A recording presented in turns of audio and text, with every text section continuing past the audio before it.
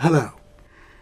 This video is the third excerpt from a longer podcast about the place of ideas in the landscape architecture design process. It's based on Chapter 3 of City as Landscape, and I'll put the three parts together to make a 76-minute video, which seems a bit long for YouTube. Next, I'll have a go at a classification of the patterns we've been considering. The above examples of friends of the pattern language were chosen from different areas of knowledge and can be conceived as structures, which is a more fashionable term than patterns. But for designers, patterns is a more natural grouping than structures, I think. Patterns are of different ages and can be classified like geological formations using the terms primary, secondary, tertiary and quaternary, as shown in figure 17. The sequence is chronological. Primary patterns existed before man. Secondary patterns, like traces of Stone Age man, are the oldest signs of human life on Earth. Tertiary patterns, like cave paintings, can be very ancient. They're art. Quaternary patterns are more recent, of the type Alexander wrote.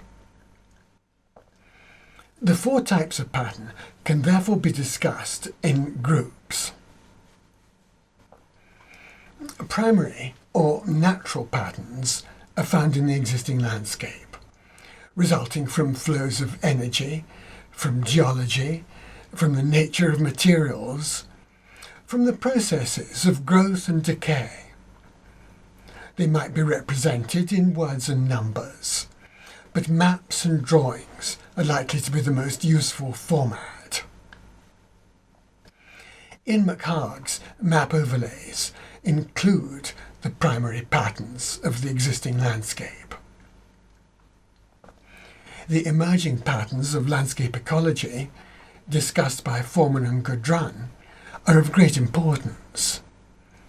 Tim Sylvia Crow's book on the pattern of landscape considers natural patterns from both geomorphological and aesthetic points of view. Secondary or human patterns are found in both urban and rural landscapes.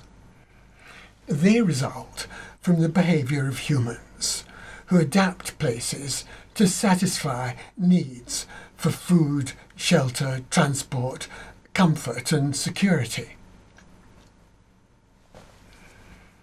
Tertiary or aesthetic patterns result from the artist's imagination or an aesthetic appreciation of nature. They may come from geometry, mathematics, decoration, representation, mythology, symbolism, allegory, metaphor, abstraction, philosophy, poetry, music, and a narrative. There are creative artists with expertise in all these areas. And environmental designers can work with them and learn from them. Quaternary or archetypal patterns are tried and tested combinations of the other patterns. They are prototypes that have proved successful, like plant associations, house types, farm types, and settlement types. Their place in outdoor design, which is a site-specific art, is as components. Like a sundial, no outdoor design can be exactly right for more than one point on the Earth's surface. Alexander's focus was on archetypal patterns, but as illustrated in the following examples, he does make use of the other pattern types. His patterns 64, 74 and 168 draw on natural and human patterns. Pattern 64 is pools and streams. It relates to natural patterns because we came from water, our bodies are largely water, and water plays a fundamental role in our psychology. Similarly, pattern 74, animals, states that animals are as important a part of nature as the trees and grass and flowers. And there is evidence that animals may play a role in a child's emotional development. And pattern 168, connection to earth, arises because a house feels isolated from the nature around it unless its floors are interleaved directly with the earth that is around the house. Alexander didn't like blocks of apartments. The pattern language avoids purely aesthetic patterns, though some patterns clearly do involve visual judgments. Number 249, ornament, for example, states that all people have the instinct to decorate their surroundings. Comparably, pattern 235, small panes, recommends users to divide each window into small panes because the smaller panes are, the more intensely windows help connect us with what's on the other side.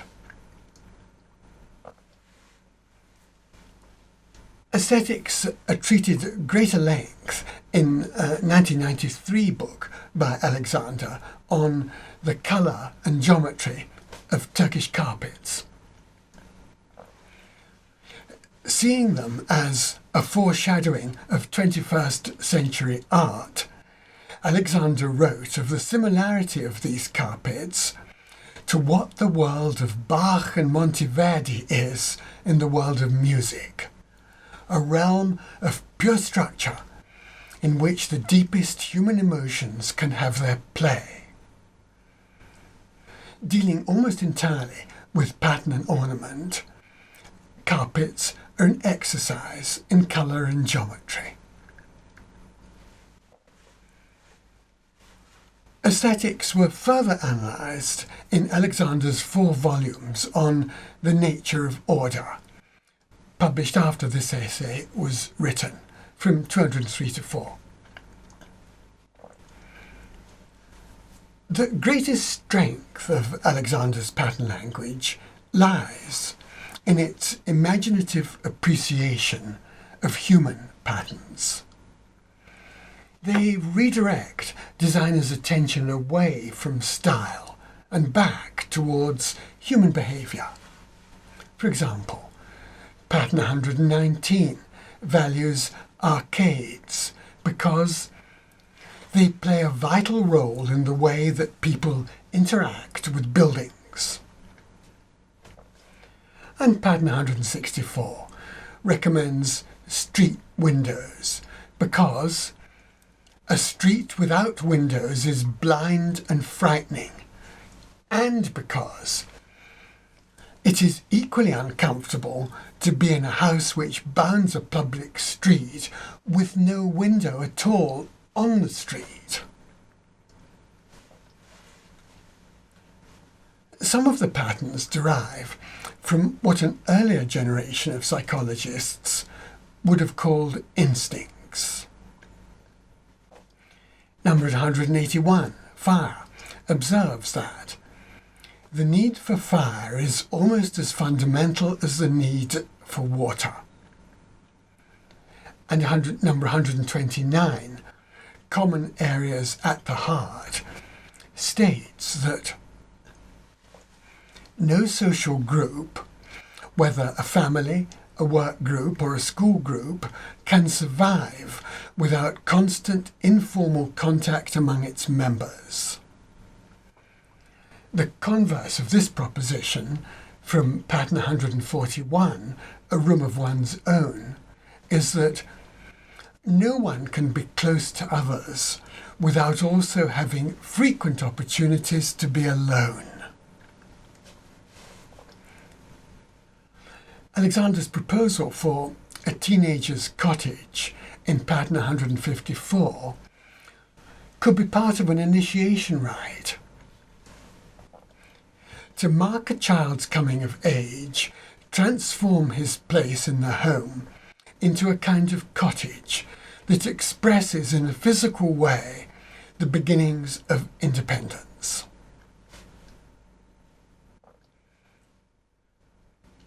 My conclusion to Chapter 3 of City as Landscape and to this podcast is that the full set of patterns required for outdoor planning and design depends on the nature of the proposals that are to be made. There is no finite set of survey information that can be assembled before starting work. There is no one inescapable starting point for a design project. This is the fatal flaw in the SAD, Survey Analysis Design method. When making a new place, planners and designers must know what factors made the existing place, how places can be changed, and what makes people judge places as good or bad. Specialised vocabulary is therefore necessary. Patterns can use words, diagrams, models and drawings to describe complex processes and qualities. The language will not be symbolic like computer code, but nor will it be a predominantly spoken language. For planning and design, it is most likely to be diagrams supported by words. Many patterns will be appreciated by the general population. Others will be particular to special groups. Others will be unique to individuals. Words provide a common currency with which to interrelate different structural approaches to the design and analysis of place. Diagrams can have a similar role and are more readily transformed into designs. Structures reside in the environment, but they are visible only to people and animals that have reasons to look for them. Each situation can be analysed within different structural frameworks. Ideas are at the heart of the design process and lead on to surveys, to analyses, and to designs. Patterns help designers to handle the complexity of environmental design, and I recommend them.